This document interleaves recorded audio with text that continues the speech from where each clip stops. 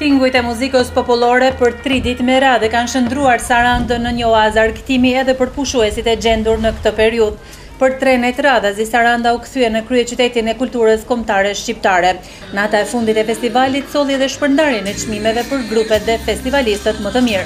Mbi 1000 artistë, mbi 25 grupe artistike nga të gjitha trojet shqiptare, nga Kosova, Maqedonia, Malizi, si dhe nga shumë qytete të Shqipërisë, quan pesh pjesëmarrësit në stadiumin e lojrave me dorë Alepo Dajko.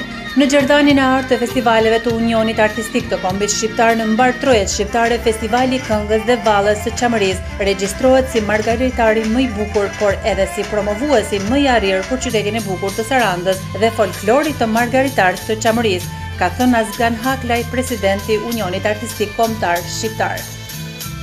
Pjesëmarrja masive e artistëve, pjesëmarrja masive e qytetarëve tregon që tashmë ky festival është kthyer në një referendum qytetar artistik, e çka dëshmon se Çamëria është degë thyrë, po jo tharë e lisit kombëtar shqiptar. Çka dëshmon se Çeshja Çame as nuk thinet, as nuk plaket, çka dëshmon që Çeshja Çame është e drejtë sa vetë drejtësia. Që mua si në kryetari bashkisë më duket sikur i kisha këtu çdo ditë. I kam parë para një viti, i kam parë dhe në Tropoj që u binjakzua Saranda me Tropojen, ku Azgan Haklaj mori dhe titulli mjeshtri i madh, kam qenë unë pjesëmarrës, edhe më duket sikur janë banor të Sarandës. Çmimi i parë i jepet ansamblit të shtetit Mitrovic, shtetit të zemrës tonë.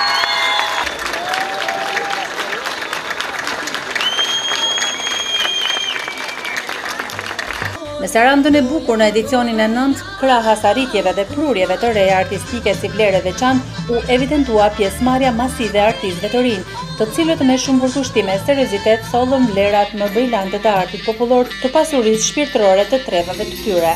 Si ditën, ashtu edhe natën, ky qytet i mrekullueshëm bregdetar tashmë është bërë vend takim për adhuruesit e muzikës popullore.